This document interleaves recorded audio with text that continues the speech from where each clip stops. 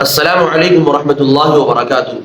ناظرین، آج میں آپ حضرات کے سامنے حضرت حسین رضی اللہ عنہ کے جو کربلا کے واقعات ہیں اور کربلا کے نام پر جو آج کل کے شیعہ حضرات جو ماتم کرتے ہیں، تو ماتم کی ابتدا کب سے ہوئی اور کیا اسلام میں ماتم کرنا جائز ہے یا نہیں، تو آئیے سب سے پہلے ہم یہ سمجھتے ہیں کہ حضرت حسین رضی اللہ عنہ کا کوفہ کی طرف جو جانا ہوا تھا تو کس حالت میں ہوا تھا اور وہ واقعہ اور وہ حالات کیا تھے۔ آئیے سب سے پہلے ہم یہ جانتے ہیں۔ تو سیدنا حضرت حسین رضی اللہ عنہ نے کوفہ کے حالات کا جائزہ لے کر اطلاع دینے کے لیے اپنے چچا زاد بھائی اور بہنوئی حضرت مسلم بن عقیل رضی اللہ عنہ کو روانہ فرمایا۔ جب وہ کوفہ پہنچے تو تقریباً 12,000 کوفیوں نے آپ کے ہاتھ مبارک پر بیعت کر لی۔ آپ نے حالات سے مطمئن ہو کر سیدنا حضرت حسین رضی اللہ عنہ کو اطلاع دی کہ کوفہ کے حالات ہمارے لیے سازگار ہیں، آپ جلد ہی تشریف لے آئے۔ اس وقت کوفہ کے والی نعمان بن بشیر تھے۔ جب یہ اطلاع سیدنا حضرت حسین رضی اللہ عنہ کو پہنچ گئی تو کوفہ میں حکومت کے حامیوں نے کوفہ کے والی تک حضرت مسلم بن عقیل رضی اللہ عنہ کے خلاف شکایت پہنچائی، مگر کوفہ کے والی نعمان بن بشیر نے نرمی سے کام لیا اور حضرت مسلم کے خلاف کوئی کارروائی نہ کی۔ اس پر حکومت کے حامیوں نے یزید کو صورتحال سے آگاہ کر دیا۔ یزید نے فوراً نعمان بن بشیر کو برطرف کر دیا اور اس کی جگہ بصرہ کے والی عبید اللہ بن زیاد کو کوفہ کی ذمہ داری بھی سونپ دی۔ سیدنا حضرت حسین رضی اللہ عنہ کی روانگی حالات کو سازگار سمجھتے ہوئے حضرت حسین رضی اللہ عنہ تقریباً 80 افراد کا قافلہ لے کر چلے، کوفہ کی طرف روانہ ہوئے۔ یہ واقعہ 3 ذوالحجہ سن 60 ہجری کا ہے۔ ادھر اسی روز حضرت مسلم بن عقیل رضی اللہ عنہ کو شہید کر دیا گیا تھا۔ کوفہ جاتے وقت راستے میں امام حسین رضی اللہ عنہ کو حضرت مسلم بن عقیل کی شہادت کی افسوسناک خبر ملی۔ اسی راستے میں مختلف لوگوں سے ملاقات بھی ہوئی، ان میں بشیر بن غالب، عبید اللہ بن مطیع اور اہل بیت کے مداح اور مشہور شاعر فرزدق خاص طور پر قابل ذکر ہے۔ ان سب نے سیدنا حضرت حسین رضی اللہ عنہ کو آگے جانے سے منع فرمایا۔ فرزدق نے کہا کہ کوفہ والوں کے دل آپ کے ساتھ ہے مگر ان کی تلواریں یزید کے ساتھ ہیں۔ یہ حالات سننے کے بعد حضرت حسین رضی اللہ عنہ کے ساتھیوں میں مختلف خیالات پیدا ہو گئے۔ ایک مرتبہ آپ رضی اللہ عنہ نے بھی واپسی کا ارادہ ظاہر فرمایا، لیکن حضرت مسلم بن عقیل رضی اللہ عنہ کے بھائی نے فرمایا کہ ہم ہرگز واپس نہیں جائیں گے۔ طویل گفتگو کے بعد یہی طے پایا کہ کوفہ جانا چاہیے۔ جب قافلہ کوفہ کے قریب پہنچا تو حر بن یزید سے ملاقات ہوئی۔ حر کے ساتھ 1000 فوجی سوار تھے۔ اس نے حضرت حسین رضی اللہ عنہ سے عرض کیا کہ میں آپ کا خیر خواہ اور وفادار ہوں، مگر سرکاری ملازمت میری مجبوری ہے۔ مجھے ابن زیاد نے آپ کو گرفتار کر کے اس کے پاس لانے کا حکم دیا ہے۔ میں آپ کے ادب و احترام کی وجہ سے آپ کو گرفتار نہیں کرتا، لیکن آپ بھی میرے حال پر مہربانی فرمائیں اور کوفہ میں داخل نہ ہو۔ مجبوراً سیدنا حضرت حسین رضی اللہ عنہ کو کوفہ میں داخل ہونے کی بجائے قریب ہی میدان کربلا میں پڑاؤ ڈالنا پڑا۔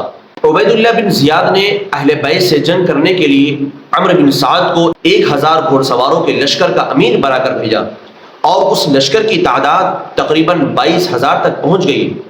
گنتی کے مقدس افراد کا مقابلہ کرنے کے لیے اس لاتعداد لشکر کا پہنچ جانا ان لشکریوں کی بزدلی اور اہل بیت کی عظمت و شجاعت کا زندہ ثبوت ہے۔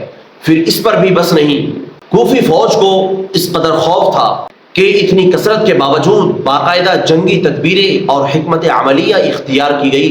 3 دن تک پانی بند کر دیا گیا۔ سیدنا حضرت حسین رضی اللہ عنہ کسی صورت بھی جنگ نہیں کرنا چاہتے تھے اور خصوصاً تلوار چلانے میں پہل کرنے کا تو سوال ہی پیدا نہیں ہوتا تھا، لیکن جو حالات نظر آ رہے تھے ان حالات میں مخالفین پر حجت قائم کرنے کی غرض سے آپ نے فرمایا میری 3 باتوں میں سے کوئی ایک بات تسلیم کر لو۔ ان میں سے پہلی بات یہ ہے کہ مجھے مسلمانوں کے خلاف لڑنے کی بجائے اسلامی سرحدوں پر جا کر کفار کے خلاف جہاد کرنے دو۔ نمبر 2، یا مجھے مدینہ شریف جانے دو۔ نمبر 3، یہ یزید سے میری ملاقات کروا دو تاکہ میں اس سے خود بات کر کے مصالحت کی صورت نکال سکوں۔ عمرو بن سعد نے یہ باتیں ابن زیاد تک پہنچا دی، مگر ابن زیاد نے ان میں سے ایک بات کو بھی قبول نہ کیا اور حضرت حسین رضی اللہ عنہ سے بیعت کا مطالبہ کرتا رہا۔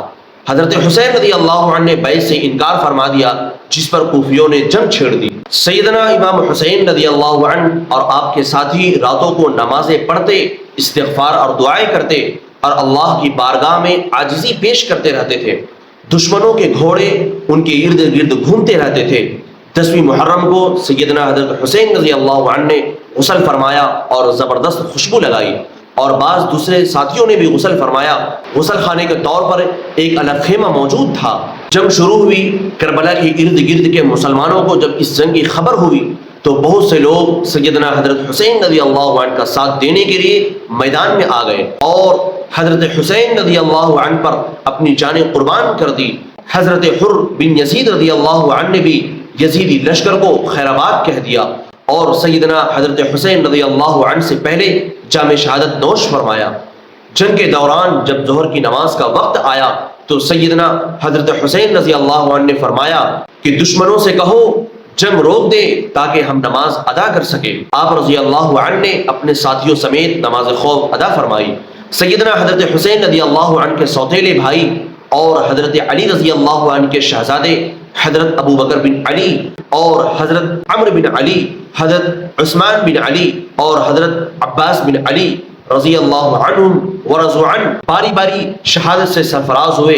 حضرت عبداللہ جو شیر خوار بچے تھے، جو ننھے سے بچے تھے، حضرت حسین رضی اللہ عنہ خیمے کے دروازے پر انہیں اپنی گود میں لے کر بیٹھے، انہیں بوسہ دینے، الوداع کہنے اور اپنے گھر والوں کو وصیت کرنے لگے۔ بنی اسد کے ایک ظالم شخص نے انہیں تیر مار دیا جو ان کی گردن مبارک پر آ کر لگا اور ننھے شہزادے نے جام شہادت نوش کر لیا۔ بالآخر سیدنا حضرت حسین رضی اللہ عنہ نے کوفیوں کے لشکر کا تنہا مقابلہ فرمایا۔ اپنے کثیر التعداد بھائیوں، جگر کے ٹکڑوں اور ہمراہوں کی شہادت کا منظر اپنی مبارک آنکھوں سے دیکھنے کے باوجود سیدنا حضرت حسین رضی اللہ عنہ صبر و استقامت کا پیکر تھے۔ ہمت و شجاعت کی وہ مثال قائم فرمائی کہ جس طرح بھی آپ کا گھوڑا دوڑتا تھا، آپ کا گھوڑا بھاگتا تھا، آپ دشمنوں کو گاجر مولی کی طرح کاٹ دیتے تھے۔ جب لاتعداد کوفیوں کو گھائل کر چکے تو کوفیوں نے سوچا کہ اس سے پہلے کہ یہ فرد واحد ہم 1000 کا خون کر ڈالے، ہم سب کو مل کر اس پر حملہ کرنا چاہیے۔ چنانچہ ان سب نے یکبارگی تیروں کی برسات کر دی اور حضرت حسین رضی اللہ عنہ نے جام شہادت نوش فرمایا اور آپ کا جسم اطہر سواری کی پشت سے زمین پر آ گیا۔ شاید خولی بن یزید آگے بڑھ کر آپ رضی اللہ عنہ کے سر مبارک کو تن سے جدا کر دیا۔ سیدنا حضرت حسین رضی اللہ عنہ نے 10 محرم سن 61 ہجری جمعہ کے دن شہادت پائی۔ آپ کی عمر شریف 56 سال 5 ماہ 5 دن تھی۔ کربلا میں سیدنا حضرت حسین رضی اللہ عنہ کے 72 ساتھی شہید ہوئے، جبکہ یزیدی فوج کے 88 افراد قتل ہوئے۔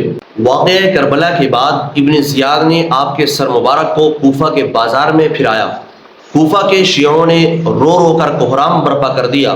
شیعوں کی اپنی کتابوں میں لکھا ہے کہ کوفہ والوں کو روتا ہوا دیکھ کر سیدنا امام زین العابدین رضی اللہ عنہ نے فرمایا کہ ان هؤلاء یبکون علینا فمن قتلنا غیرہم، یعنی یہ سب خود ہی ہمارے قاتل ہے اور خود ہی ہم پر رو رہے ہیں۔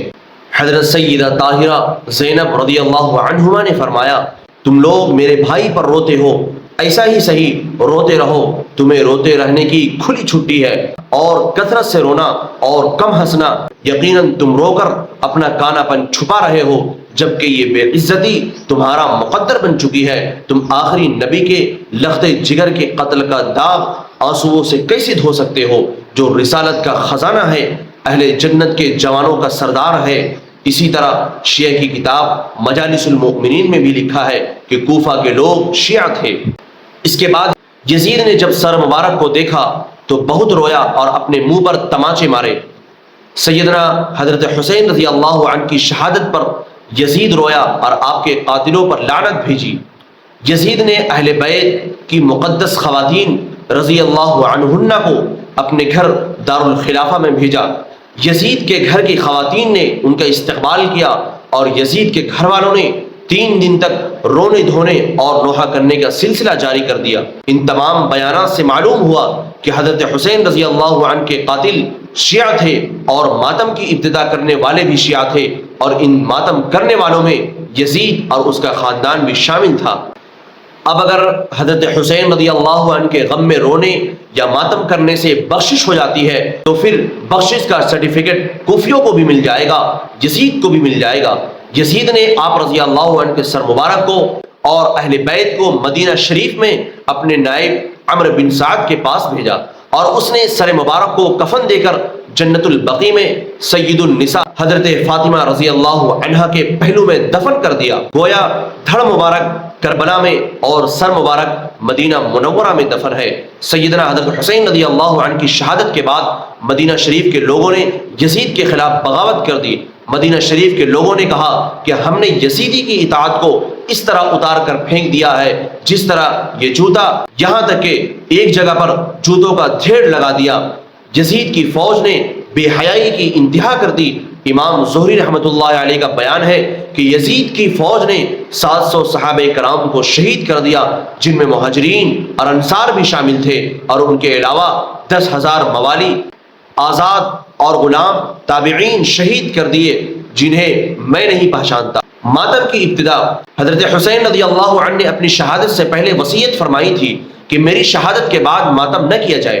آپ پڑھ چکے ہیں کہ ماتم کی ابتدا یزید اور اس کے اہل خانہ کی طرف سے اسی وقت کر دی گئی تھی، لیکن بعد میں ماتم کو باقاعدہ مذہبی عبادت کے طور پر ایک شیعہ حکمران معز الدولہ نے بغداد میں سن 352 ہجری میں رائج کیا، اور 10 محرم کو بازار بند کر کے ماتم کرنے، منہ پر تماشا مارنے کا حکم دیا، اور شیعہ کی خواتین کو چہرے پر کالک ملنے، سینہ کوبی اور نوحہ کرنے کا حکم دیا۔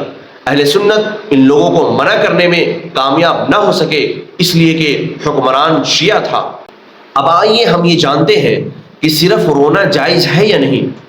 بعض عوام یہ سمجھتے ہیں کہ صرف ماتم کرنا ہی منع ہے، ان کے خیال میں رونے دھونے کی حد تک غم حسین منانا جائز بلکہ کار ثواب ہے اور بخشش کا ذریعہ سمجھتے ہیں۔ اس کا جواب اچھی طرح سمجھ لیجئے۔ کسی پیارے کی وفات پر، کسی ولی کے وفات پر وقتی طور پر رونا آ جانا محبت اور رحم کے جذبے کا نتیجہ ہے، اور یہ بالکل درست اور جائز ہے۔ یہی وہ رونا ہے جس کی احادیث میں صاف طور پر اجازت موجود ہے، خواہ فوت ہونے والا کوئی شخص بھی ہو۔ لیکن ہر سال کے بعد رونے رلانے بیٹھ جانا ایک عجیب حرکت ہے۔ یہ کام نہ اپنوں کے حق میں جائز ہے نہ دوسروں کے حق میں۔ اس دنیا میں ہر کسی کے ماں باپ، آل و اولاد، رشتہ دار فوت ہوتے رہتے ہیں، مرشد استاد فوت ہوتے رہتے ہیں۔ ان سب کے لیے ایصال ثواب کا سلسلہ زندگی بھر جاری رہتا ہے، مگر سال کے سال رونے کا دھندا بنانا یہ جائز نہیں ہے۔ مدینہ منورہ میں 700 صحابہ کرام، 10,000 تابعین کا قتل عام ہوا۔ سیدنا حضرت علی رضی اللہ عنہ کو رمضان شریف میں بھوکے پیاسے شہید کر دیا گیا۔ حضرت عثمان غنی رضی اللہ عنہ کو 40 دن تک ان کے گھر میں محصور کر کے، ان کا پانی بند کر کے پیاس کی حالت میں شہید کر دیا گیا۔ حضرت عمر فاروق رضی اللہ عنہ کو مسجد نبوی میں نماز پڑھتے ہوئے چھرا مار کر شہید کر دیا گیا۔ ظلم کی یہ داستانیں ایک سے بڑھ کر ایک ہے۔ ان میں سے کسی ایک کے موقع پر ہم سال کے سال نہ ماتم کرتے ہیں اور نہ روتے ہیں۔ احادیث میں آتا ہے کہ دنیا کا سب سے تاریک دن وہ تھا جس دن حبیب کریم جناب آقا محمد صلی اللہ علیہ وسلم اس دنیا سے رخصت ہوئے۔ اگر ہر سال غم منانا اور رونا رلانا جائز ہوتا تو اللہ کی عظمت کی قسم کہ ہم 12 ربیع اول میں بھی بیٹھ کر نوحہ خوانی کرتے اور حضور کی یاد میں روتے۔ لیکن آج کل مسلمان اس پر عمل نہیں کرتے ہیں، تو گویا اس سے یہ پتہ چلتا ہے کہ کسی کے مرنے پر، کسی کے انتقال پر نوحہ خوانی کرنا اور اپنے گریبان کو چاک کرنا، ماتم کرنا، یہ شریعت ہماری اجازت نہیں دیتی ہے۔ اہل سنت پر حضرت حسین رضی اللہ عنہ سے عدم محبت کا الزام لگانے والے غور کریں کہ اہل سنت کی مصطفیٰ کریم رضی اللہ عنہ کے ساتھ محبت کو تو کوئی مائی کا لال چیلنج نہیں کر سکتا۔ آخر حضور کے وصال کے موقع پر اہل سنت کیوں نہیں روتے؟ یہاں سے بات نکھر کر سامنے آ جاتی ہے کہ ہر سال رونے لگ جانا واقعی ایک نامعقول اور غیر شرعی حرکت ہے۔ جو لوگ اہل سنت ہے وہ اس بات کو سمجھتے ہیں کہ جب ہم حضور صلی اللہ علیہ وسلم جو پوری دنیا کے لیے رحمت للعالمین تھے، جو ہمارے آقا ہمارے سردار تھے، ان کے وصال پر ہم نے رونے رلانے شریعت کی نگاہ سے، قرآن و حدیث کی نگاہ سے ہم نے اس کو جائز نہیں سمجھا، تو ہم حضرت حسین رضی اللہ عنہ کے نام پر، کربلا کے نام پر ہم کیوں کر اس ماتم کو جائز سمجھے؟ اللہ کے پیاروں کا طریقہ تو یہ ہے کہ پیاروں کے عین وفات کے دن بھی صبر و تحمل سے کام لیتے ہیں اور آنسوؤں پر بھی کنٹرول رکھتے ہیں، پوری کوشش کے ساتھ البتہ بے اختیار آنسو نکل آنا ایک الگ بات ہے، لیکن باضابطہ بیٹھ کر نوحہ خوانی کرنا یہ تو شریعت ہمیں اجازت نہیں دیتی ہے۔ سیدنا حضرت علی رضی اللہ عنہ محبوب کریم صلی اللہ علیہ وسلم کو غسل دے رہے تھے اور فرما رہے تھے، یا رسول اللہ، میرے باپ میری ماں آپ پر فدا ہو، آپ کی وفات سے ہم نبوت، غیب کی باتوں، آسمان کی خبروں سے محروم ہو گئے ہیں۔ اس مصیبت کے سامنے دوسری تمام مشکلات آسان نظر آ رہی ہے اور ہر شخص اس غم میں برابر کا شریک ہے۔ اگر آپ نے ہمیں صبر کا حکم نہ دیا ہوتا اور بے تابی سے منع نہ فرمایا ہوتا تو ہم آپ پر رو رو کر اپنی آنکھوں کا سارا پانی ختم کر دیتے۔ آپ سے جدائی کا درد وہ ہمیشہ ہمارے سامنے رہتا۔ ایک پیاری حدیث آپ صلی اللہ علیہ وسلم کی میں آپ کے سامنے رکھتا ہوں کہ تحفۃ المؤمن الموت، یعنی موت مومن کے لیے تحفہ ہے۔ آپ خود سوچئے کہ جب سادہ سی موت مومن کے لیے تحفہ ہے تو پھر شہادت کی موت کتنا بڑا تحفہ، کتنا بڑا اعزاز ہوگی، اور شہید ہونے والے اس پر کس قدر مسرور مطمئن ہوں گے۔